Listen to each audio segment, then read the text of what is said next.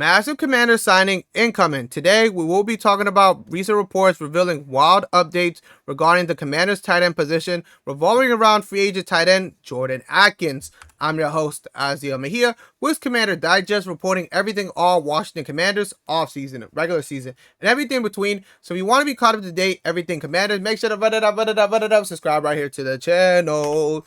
Today's video, we will be putting a spotlight on free agent tight end Jordan Akins, with multiple reports revealing his best situation will be in Washington and why Washington will be the best place for him regarding heading into the regular season. I did the research, believe it or not, so you don't have to. We got the quotes, we got the stats, we got everything. Did it for you, so just sit back and relax. We're going to break it all down. But before we get to it, if you're a new watcher, new viewer to the channel, make sure to hit that subscribe button because we do have a subscriber goal of trying to hit 500, yes, 500 subscribers by week 1 of the NFL season. Week 1, game 1 is 11 weeks away. I know we can do it because everything, the views have been viewing, the likes have been liking. We just, support, I'm going to clap it up. We got to support the supporters because we just passed the milestone. We just passed the halfway mark. So we're doing it. I really do believe it. I'm not trying to jinx myself, but if I was a betting man, and I'm not the best at these terminology, but if I had to put money on it, I got the over. I really have the over on us hitting that subscriber goal before September 7th. I really do. I hope. Look, that's wood right there, believe it or not. Fake, I don't know, but fake or real, don't know. But I really do. Based off the numbers, what did they say? Men lie, women lie, numbers don't. The numbers have been numbering. I really do believe we will hit it, so I really do appreciate everybody. Now, new people, subscribe, please. Now, if you're a returning viewer, make sure you are subscribed because 87.5 of y'all who are watching the videos are not subscribed. That's crazy because for the free skis, doesn't charge you nothing, and it takes like 2 seconds. So, it really does help the channel. I really do appreciate that. But back to the video, Jordan Akins, free agent. We're going to be breaking down, giving his backstory, his lore within the NFL. He was drafted back in 2018 by the Houston Texans. He spends 5 seasons with the Texans, and then he gets sent to Cleveland, the Cleveland Browns, spends 2 seasons there, and now he's a free agent. Based on what website you use, based off the rankings, he's always going to be within that number 1 to number 5 as best free agents on the market. Now, why did the Commanders? Now let me discuss this first because I can already see people. Can you hear the sound? Click, click, click, click. I can already hear the people rage baiting, rage commenting already because they're gonna be like, "Oh, you said multiple times Zach Ertz is the guy. You were happy they re-signed him. Blasey, blasey, blasey." And then I just did a video on Ben Sinnott and why he's making great strides and he can have a larger role. And now you're saying you're a hypocrite. Now you got to do tight end. I'm gonna break it down for you, but first, if you haven't seen the Ben Sinnott video, go watch it after this one. So, multiple things can be true. God forbid, multiple things can be true. I do think Zach Ertz is gonna be that guy next season. I do think, based off reports, Ben Sinnott will improve, also have a larger role, because that's what Dan Quinn, who's been there, who's been at the practice, says. He's had a great offseason. But based off reading the reports, like I said, I've done the research. Based off reading the reports and making my own assumptions, Jordan Akins could be that transitional tight end within both of them to make the process easier from going from Zach Ertz to Ben. You could put in Jordan, and he could be that transitional tight end. Think of Jordan. We're going to look at the stats, and we're going to look at some quotes, but think of Jordan as the safety blanket to the safety blanket. Just think of it as that. But first, we're going to break down his quotes, his stats. 17 games played last season. He played all of his games. Now, I would say this. You already know what I'm going to say. Reporters and analysts don't talk about it enough. We're going to start the revolution. Oh, no, let me not say that.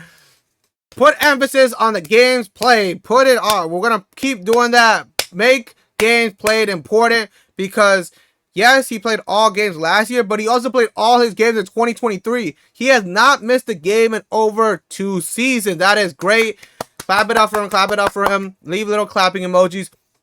Because, obviously, if you're a casual or a lifelong fan, this game is not easy. They're not playing two-hand touch. They're not playing flag football. It's grown men, 500.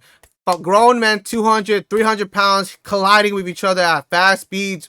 And even that, he hasn't missed a game in two seasons. Throughout all of his years and then the NFL, within the NFL, he's only missed like 2 or 3.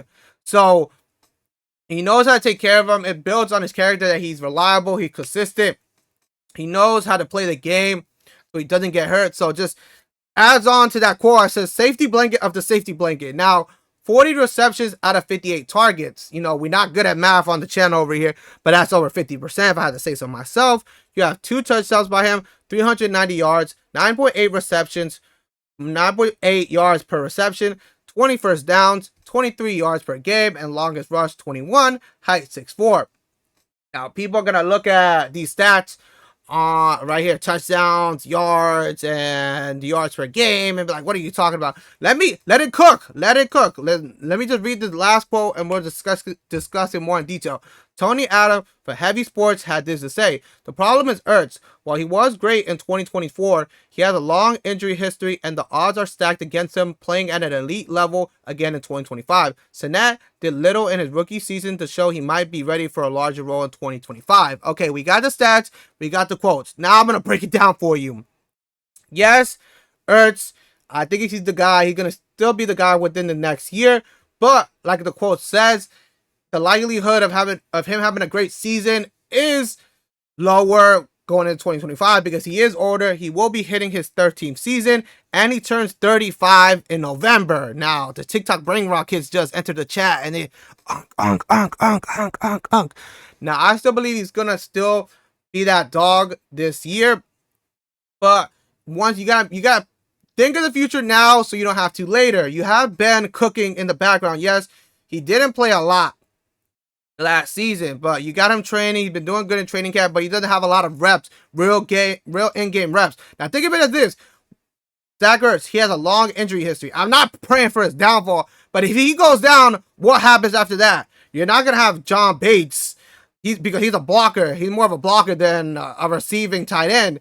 And then Ben Sinnott, he doesn't have a lot of receptions, so you just basically have no tight end. So you need to go get a tight end who has a ton of experience, who knows the game, who's reliable, who's consistent, and who is that? Jordan Akins. So I'm still at multiple things can be true. Zach Ertz, if you get Zach Ertz in the system, I mean, if you get him, he's already in, but if you go get Jordan Akins, you split the receptions, it's going to be a lower workload for both guys, and if Zach Ertz goes down, Jordan hasn't missed the game in forever. And then it also helps Ben Sinnott. You have another tight end within the roster that can better situate you, so when it's your time now to take that spot, you'll be ready. So it just, if the tight end position gets better, the commanders get better. I really do believe that. But if you don't believe me, we also have this quote from David Kenyon from Bleacher Report. This is from 2024, before the season started, when they first signed Zach Ertz. And this, I pulled it up because this quote is still the same narrative heading into the regular season. Now, Zach Ertz has reliable hands for rookie quarterback Jayden Daniels. That will be positive in a safety outlet. At this point of Ertz's career, however, it's about as positive as it gets. He hardly generates any yards after the catch, which could be true. Looking now back, he's not very good. Zach Ertz is not very good when it comes to yards after reception, and he has a long injury history. If he goes down, we're screwed at the tight end position. So you had to get a transitional tight end before Ben is fully ready to take on that spot. Now, based off Heavy Sports, the projection, the contract being done between the Commanders and Jordan is looking a little low. 1 year, $1.5 million. I say a little low, talking about $1.5 million. But you know, sports terminology is on the lower side. So, regarding that, and like I said, the Commanders, Bleacher Report just posted an article that the tight end position is one of the biggest positions needed for the Commanders heading into this regular season. Now, why would they do that if, you got Zach Ertz and then you have Ben Sinnott? Because, yes, they have their faults. Now, like I said, this will be a transitional type of player for the Commanders, a one-year deal. 1 year deal. I really don't see any constants. If he comes off in the cheap side, the projections stay the same. 1 year, $1.5 million. And then it's just another. He's gonna help Zach Ertz within that workload. He's gonna help. There's obviously gonna be camaraderie. There's gonna be chemistry built between all the tight ends. They're gonna help each other get better. It's only gonna help Ben improve, get him more time, and then obviously he's still gonna get some real in-game reps. but it's going to be let it marinate more before he fully takes on the role of tight end. Either that be once Jordan Akins leaves after the year, or Zach Ertz, because we don't know his future, because after the NFC Championship game, there was a lot of reports saying he was going to retire. So we don't know his future after this season for Zach Ertz. So then after this year, if Ben Sinnott needs to be that number 1 tight end, he'll be more ready with these 2 guys under his belt to teach him. And then the Commanders still have a lot of money to play with. It's being speculated that they have about $21 million to play with within cap space. So it could be done. It's on the cheap side. What do you guys think? Do you guys think that the Commanders should make a move on Jordan Akins, make him a Commander, or are we completely fine with Zach Ertz and Ben Sinnott at the tight end position? You know, if anything breaks within the Commanders atmosphere, it will be covered right here on the channel. I'm Azael Mejia from Commander Digest, and I'll see you in the next video.